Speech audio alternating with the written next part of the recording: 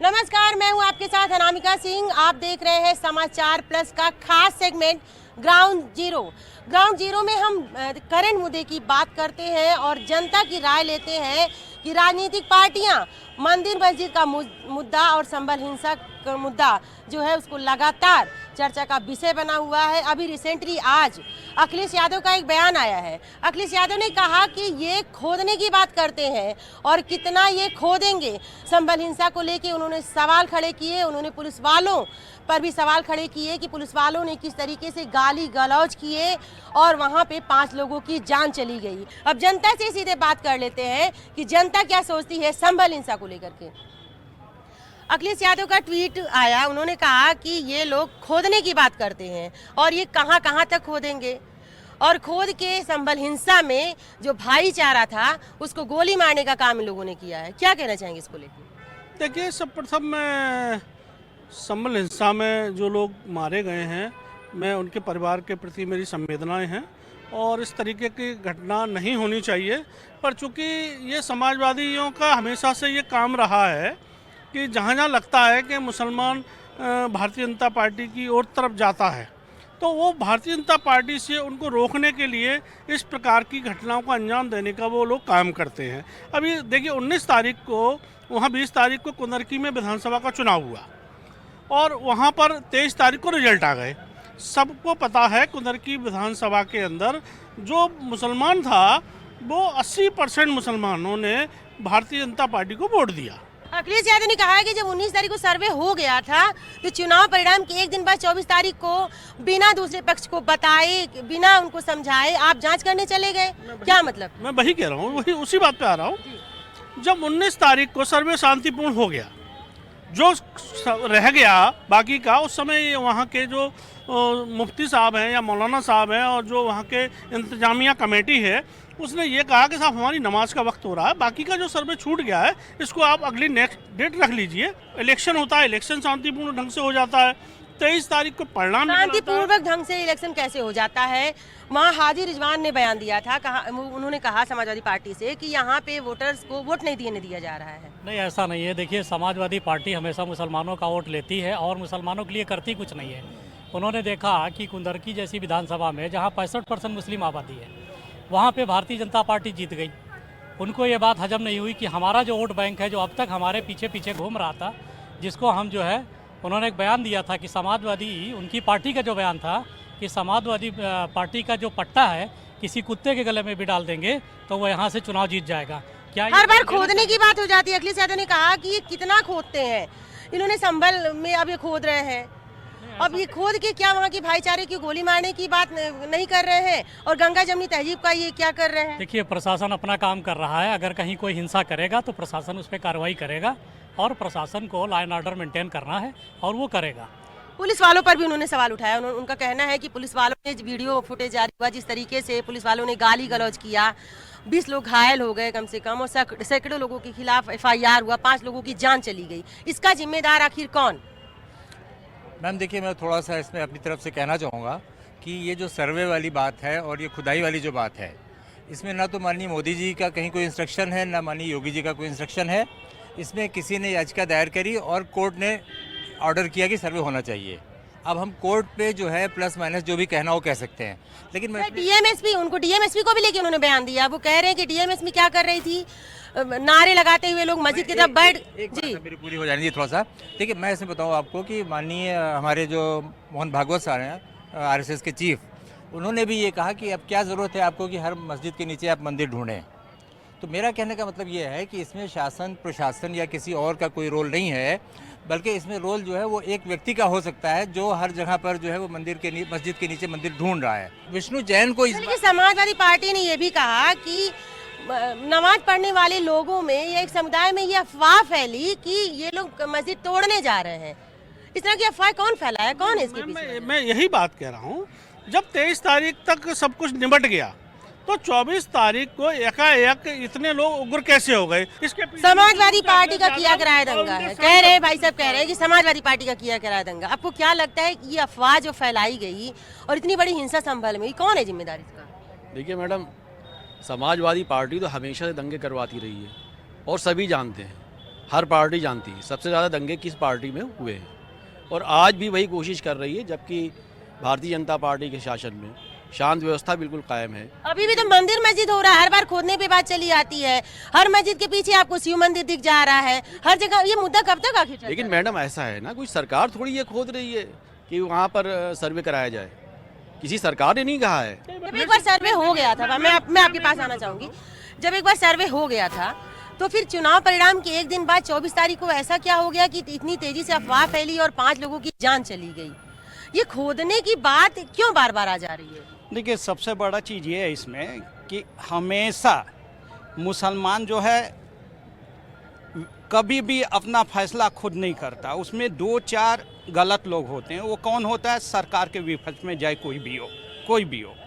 अगर ये फैसला है तो इतने पार्टियां जिसकी आप नाम ले रही हैं, ये कोर्ट का दरवाज़ा खटखटे, या चलिए बीजेपी 14 से है, कुछ भी कर रही हो, ठीक है, तो आप सो रहे हो, सिर्फ मुसलमान का वोट लेने के लिए कुछ भी कर सकते हैं। आपके पास कोर्ट है, क्यों नहीं जाते आप? सब पार्टी एकजुट होकर जाए ना, कोई मना किया है कि आरएसएस और बीजेपी सबको फैसला सुनाएगी, आप जाके वहाँ करो। मैं उनसे सवाल करता हूँ, आपसे भी सवाल करता हूँ, आप मीडिया में 50 जगह जाती हैं, आज तक क्या हुआ? कितने लोगों? देखिए भाई साहब का कहना है कि ये अभी तक क्या कर रहे थे। अब बड़ा सवाल अखिलेश यादव ने उठाया है कि ये हमेशा खोदते हैं, खोदने का काम कर रहे हैं, इनको हर मस्जिद के नीचे मंदिर नजर आ रहा है।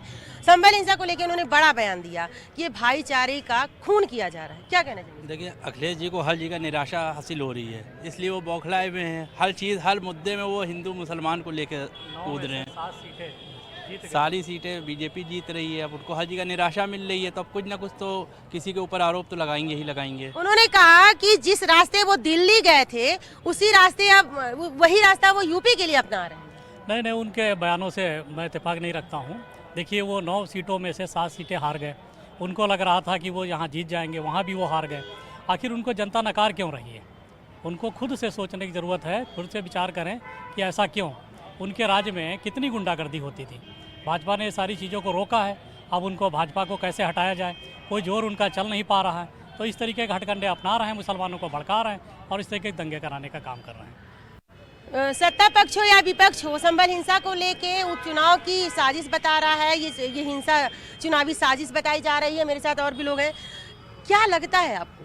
हर मंदिर के नीचे, मस्जिद के नीचे आपको मंदिर नजर आ जा रहा है, शिवलिंग नजर आ जा रहा है, तो ये कहाँ जा रही है? जनता को जो मेन मुद्दे से भटकाया नहीं जा रहा है। अखिलेश जी का राजनीतिक रूप से दिमाग का दिवालियापन है। वो अपनी बौखलाहट अपने विधायक और सांसद को बचाने के लिए इस पूरे प्रकरण को ट्विस्ट करने का काम कर रहे हैं।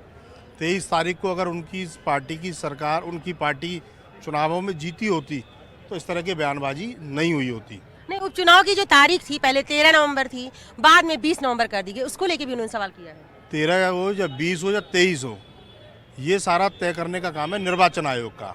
और रही मस्जिद के अंदर सर्वे कराने का काम, तो वो था कोर्ट के आदेश पर। उससे पहले के लोग भी काफ़ी सारे विषय बोले थे, उनको आज संभल का दंगा नजर आ रहा है, परंतु पश्चिम बंगाल के अंदर ममता सरकार में जो दंगे। बड़ा सवाल है। भाई साहब ने कहा कि बांग्लादेश में हिंदुओं के ऊपर हिंसा हो रही है, उसको लेके समाजवादी पार्टी कुछ नहीं बोल रही है। नहीं, समाजवादी पार्टी तो ये उत्तर प्रदेश में जो उपचुनाव हुए हैं, जो मुझे लगता है उसमें उनका जो खोया हुआ जनाधार है उसको वापस लेने के लिए एक राजनीतिक उनका एक ये बयान है। वापस खोया हुआ जनाधार वापस लेने की बात कर रहे हैं, और बांग्लादेश में हिंदुओं के ऊपर हिंसा हो रही है, इस पे कोई नहीं कुछ बोल रहा है। क्या कहेंगे? देखिए मैडम, वो अभी बांग्लादेश की बात छोड़ दीजिए, मैं 2 चीज़ें आपसे कहूँगा। एक तो यह है कि जो संभल घटना में जो लोग मारे गए हैं उनके प्रति मेरी संवेदना है। यह दुर्भाग्यपूर्ण है, नहीं होनी चाहिए थी, नंबर 1। नंबर 2, ये हिंदू मुस्लिम या कोई सांप्रदायिक दंगा नहीं था, ये शुद्ध रूप से राजनीति का मामला था। कौन करवाया है? अब जिसने भी कराया हो। दूसरी चीज़, तीसरी मैं पॉइंट ये कहूँगा कि चूँकि 1991 का एक्ट संसद ने ही पास किया था, इसलिए सभी पार्टियों को 1991 का एक्ट का पालन, सम्मानपूर्वक पालन करना चाहिए। बस कह रहे हैं कि सभी पार्टियों को जो एक्ट है कि जो जहां है वैसे ही रहेगा, उसका सम्मान करना चाहिए। सबसे बड़ी बात यह है कि हमारे संविधान को समझते कितने लोग हैं। 91 वर्षिप या जो धार्मिक कानून बना है, मैं बता दूं कि 91 में बाबरी मस्जिद को छोड़ के ये बना था। बिल्कुल, अभी जो जज साहब रिटायरमेंट हो गया, चंद्रचूड़ साहब, उन्होंने क्या कि नहीं उस पे मतलब उसके बारे में कह रहे थे कि नहीं भाई इसको छानबीन किया जा सकता है, ठीक है। तो ये लोकसभा का मुद्दा, संसद का मुद्दा, सब सो रहे हैं संसद। कह रहे भाईचारे की हत्या की जा रही है, गंगा जमुनी तहजीब की हत्या की जा रही है। ये खोदते हैं, खोदने का काम करते हैं, खोते खोते देश के सौहार्द को मिटा देंगे। आप लोकसभा में चुन के गए हो, अपोजिशन होता है किस लिए? अपोजिशन का मतलब यहाँ क्या है? आप सो रहे थे, ये लोकसभा है, विधानसभा है, बात को क्यों नहीं उठाते हो? पब्लिक बेचारा ना समझ भी हो सकता है, आप तो समझदार हो, आप तो कानून जानते हो। लाने का पुलिस प्रशासन मिला हुआ है, ऐसा आरोप लगाया उन्होंने। देखिए ऐसा है कि अखिलेश जी का जैसे अभी बताया कि उनका दिमाग है नहीं हिल गया है।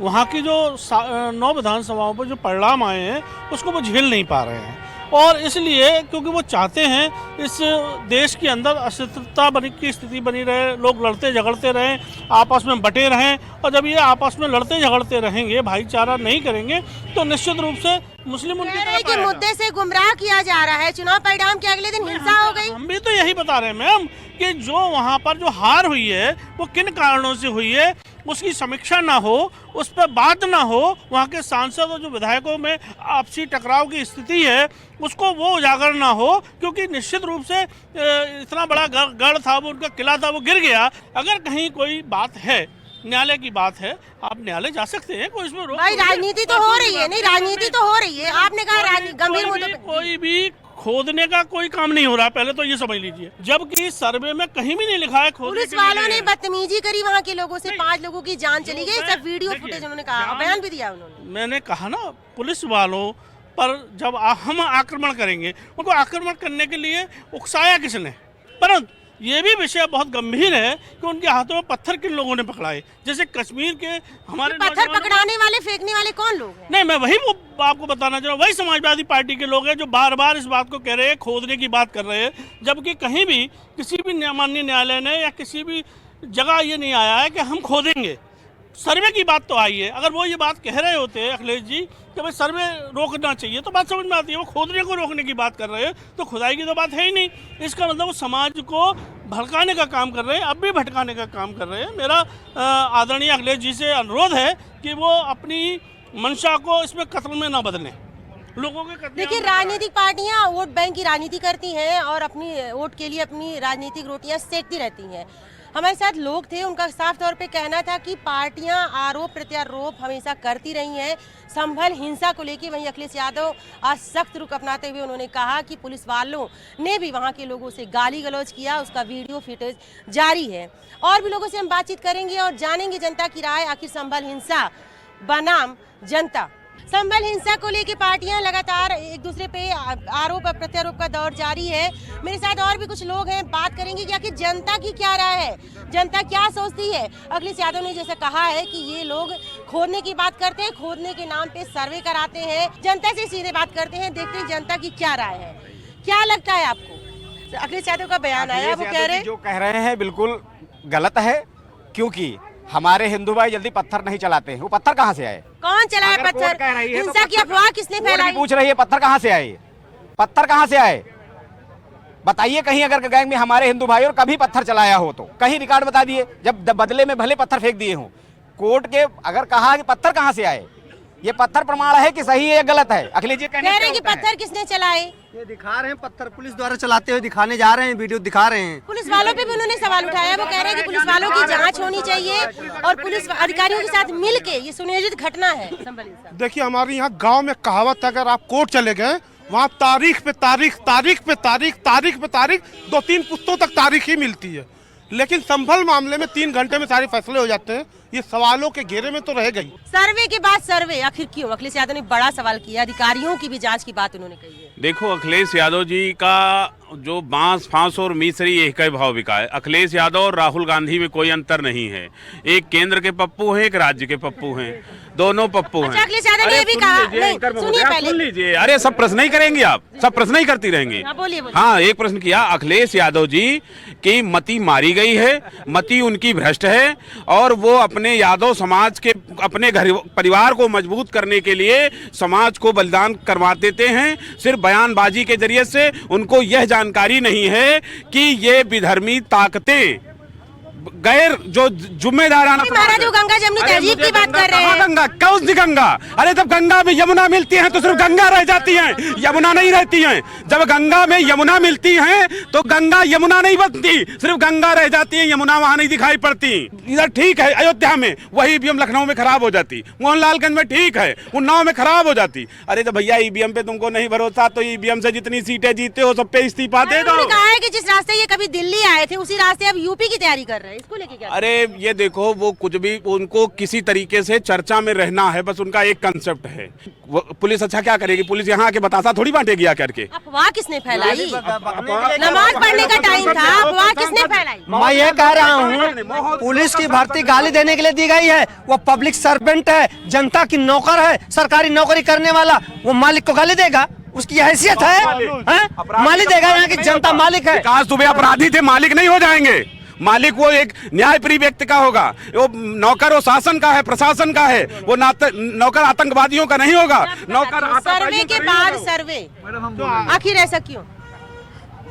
देखिए मैडम, मस्जिद के नीचे मंदिर ढूंढने की परंपरा 2014 के बाद स्टार्ट हुई। हाँ, इस देश के मुसलमानों के साथ, इस देश के मुसलमानों के साथ, अरे आप भी बोल लीजिए, बोलने मत। इस देश के मुसलमानों के साथ, इस देश के मुसलमानों के साथ झूठ बोला गया। 1991 में एक्ट के जरिए सुप्रीम कोर्ट ने झूठ बोला कि जिस मस्जिद के बाबरी के बारे में कोई खुदाई नहीं होगी। साक्ष्य के साथ जानकारी है। देखिए 1875 की एक रिपोर्ट है ना, 1875 में सीएल कार्ले जी ने रिपोर्ट की थी, जो एसआई के संरक्षक थे। उन्होंने अपनी रिपोर्ट में कहा था कि वहां पर पहले से ही मंदिर था जिसको तोड़ के बाद में मस्जिद बनाई गई। यह साक्ष्य उपस्थित है।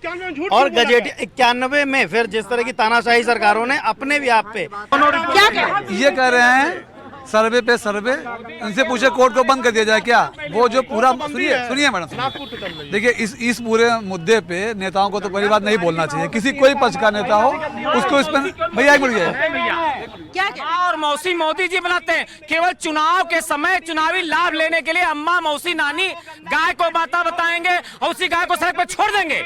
जिस गाय को माता बताते हैं उसी गाय को सड़क पर मरने के लिए छोड़ देते हैं। छुट्टा सांड खोले हम टहल रहे हैं। और मैं उस अयोध्या का निवासी हूँ जिस अयोध्या ने मोदी जी का घमंड चूर चूर किया। मोदी जी अपनी फोटो इतनी बड़ी राम जी कितनी पकड़ के बच्चा जिसे लेके जा रहे स्कूल लेके जा रहे थे, उस अयोध्या ने अखिलेश जी ने क्या करना चाहिए था उनको ना, बड़ी फोटो लगाने चाहिए। आज लगा दे, आज लगा दे, आज लगा दे अपने कार्यालय में, आज लगा दे। कोई हार वार नहीं हुई। भारतीय जनता पार्टी कोई ऐसा नहीं कि तुम्हारे कैंडिडेट निर्विरोध हो गए। मुझे जनादेश मिला है वहाँ पे, और उस मुझे जनादेश वहाँ मिला है, मुझे जनादेश मिला है और जनादेश मिला है। लड़की में ये जीत गए। आज तो चुनाव आयोग ने साफ भी कर दिया, बता भी दिया। लखनऊ साहब तो कह रहे हैं कि उपचुनाव का जो परिणाम आया 23 तारीख को, 24 को वहाँ पे संभल हिंसा हो गई। वो कह रहे हैं अधिकारियों की मिली भगत है। एक कदम आगे बता दो, 24 को संभल की बात हो गई, हिंसा नहीं। संभल में गए थे हम लोग सर्वे करने के लिए, हिंसा नहीं, हिंसा दूसरे पक्ष ने की। और आज हमारा बताऊं पक्ष ने कौन की? मैडम धर्म विशेष के लोग हमेशा ही जाकर के इस प्रकार के काम करते हैं, इसमें तो सभी जानते हैं। और इतिहास पे साक्ष्यों कोई क्यों नहीं बात करता है? साक्ष्यों पे बात करिए। काशी मथुरा साक्ष्यों पर कोई क्यों नहीं बात करता है? बाबरनामा में लिखा हुआ है, स्पष्टवादिता के साथ बाबरनामा ने जो अपनी चकताई भाषा में उसने लिखा था, उसमें साफ लिखा हुआ है, मीर बेग ने लिखा है कि वहाँ मंदिर था जिसको तोड़ के हमने मस्जिद बनाई। संभल हिंसा का आखिर जिम्मेदार कौन है? जिम्मेदार है वहाँ का सांसद, वहाँ का विधायक और समाजवादी पार्टी के नेता और कार्यकर्ता और कांग्रेस पार्टी के नेता। ये लोग संभल को मिनी पाकिस्तान बनाने वाले थे। तुम्हारे मंसूबे पे कभी कामयाब नहीं होगे और तुम्हारा वो अस्त्र होगा, वो हिसाब होगा। हिंसा तो तब हुई नहीं, हिंसा तो तब हुई जब ये अफवाह फैलाई गई कि मस्जिद को तोड़ा जा रहा है। देखिए इन लोग का पहले से सुनियोजित प्लान था। जब क्या प्लान था? समाजवादी पार्टी और कांग्रेस पार्टी और वहाँ का सांसद और वहाँ का विधायक। समाजवादी पार्टी कह रही कि बीजेपी अधिकारियों के साथ मिलके सुनियोजित तरीके से हिंसा कराएगी। जब बीजेपी की सरकार है तो अधिकारियों से तो मिलना ही पड़ेगा। अखिलेश जी क्यों नहीं मिलते अधिकारियों से? जब अखिलेश जी मुख्यमंत्री थे तो अधिकारियों से बात नहीं करते थे। जो नकाब पुलिस वालों का भी वीडियो आया है, उसकी भी जांच की मांग कर रहे हैं। बिल्कुल जांच हो जाए। हम क्या कह रहे हैं, जांच नहीं होगी क्या? जांच तो होगी। एक क्यों वहीं जाना चाहिए? कह रहे हैं कि ये लोग बहराइच में क्यों नहीं गए? ये बांग्लादेशी हिंदुओं पे इतनी हिंसा हो रही है, उस पे क्यों नहीं बोल रहे? ये जो घटना हुई है संभल की, वहाँ का जिला प्रशासन, पुलिस प्रशासन और एलआई इंटेलिजेंस और प्रदेश सरकार जिम्मेदार है। प्रदेश सरकार को अपनी नैतिक जिम्मेदारी लेना चाहिए। संत महंत मुख्यमंत्री है, नैतिकता के आधार पर उन्हें अपनी जिम्मेदारी लेनी चाहिए, लेकिन वो विपक्षियों पे जो है दोषारोपण लगा रहे हैं। 7 साल से सरकार चला रहे हैं और उसके बाद कहते हैं गुंडा मुक्त उत्तर प्रदेश। आपके पास आते हैं, ये कह रहे हैं कि कल को ये कहेंगे कि हर हिंदुओं का घर मुसलमान का था, ये कह रहे हैं। जब जो भी पहले रुको, जब हर मुसलमान हिंदू है तो घर उनका भी है और उनका घर मेरा भी है। अरे वो चुनाव की डेट को भी लेके सवाल कर रहे हैं। वो कह रहे हैं पहले 13 नवंबर था, बाद में 20 नवंबर हो गया। तो कह रहे थे कि 9 सीटों में 8 सीटें हमारी होंगी, 7 हमारी होंगी। करहल में वोट क्यों घट रहा? अब तो उनके साथ यादव भी नहीं रहेगा।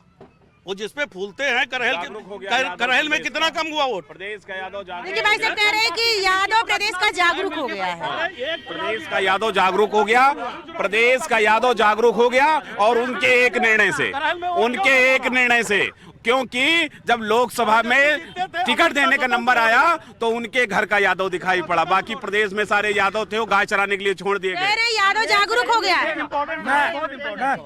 मैं एक पहले सदी का एक डायलॉग बोल रहा हूँ सनी देओल जी का, उसके बाद मैं अपनी बात शुरू करता हूँ। तारीख पे तारीख, तारीख पे तारीख, तारीख पे तारीख। मुझे बताइए ऐसे प्रदेश चलेगा? अभी 24 तारीख की घटना। क्या मैडम कोर्ट बंद कर दें? अब कोर्ट में ताला मार दिया जाए मैडम?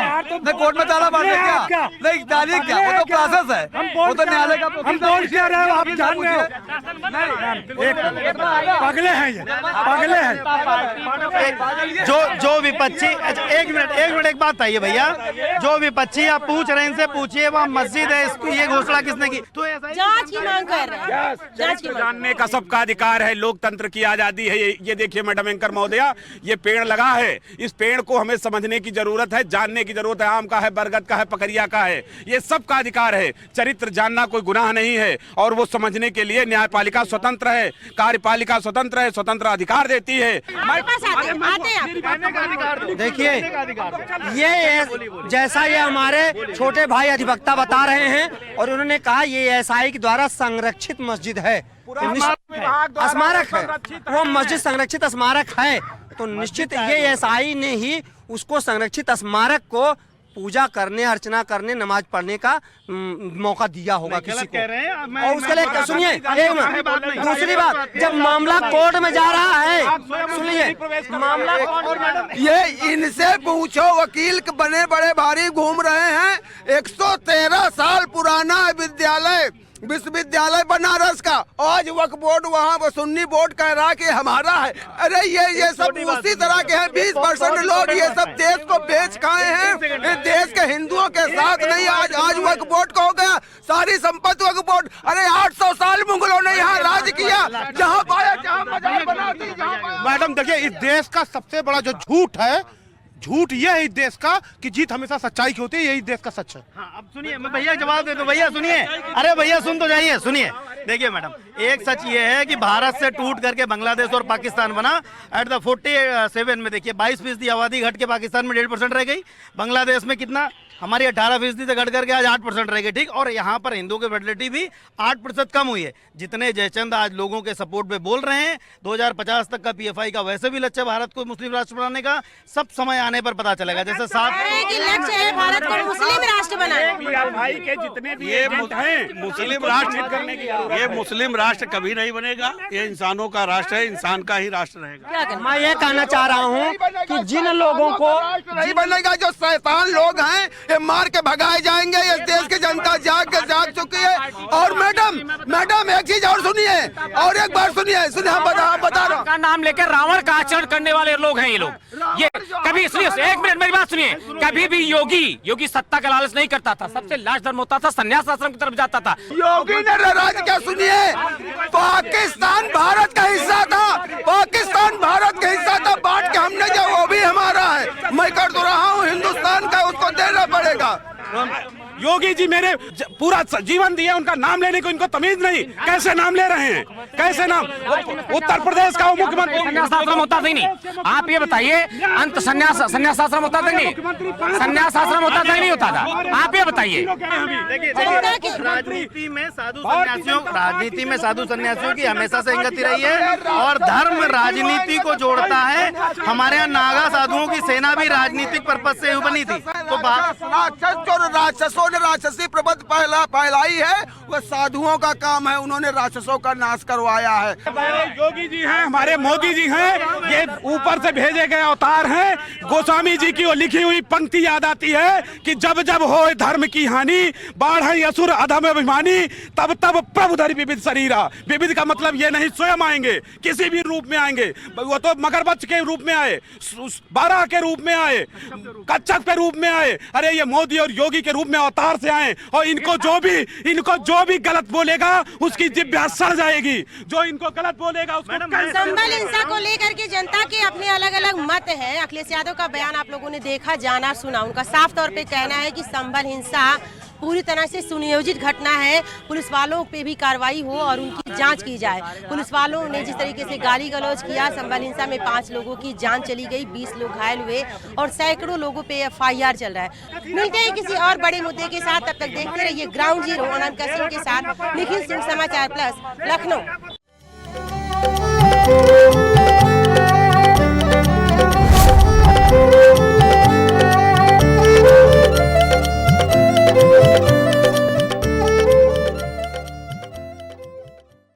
बात सुर्खियों की हो या सुर्खियों से आगे की, समाज से सियासत तक, खेल के मैदान से उद्योग व्यापार तक, आपका हर मुद्दा, आपका हर सरोकार, प्रदेश की हर खबर के लिए देखिए महरो मरुधर।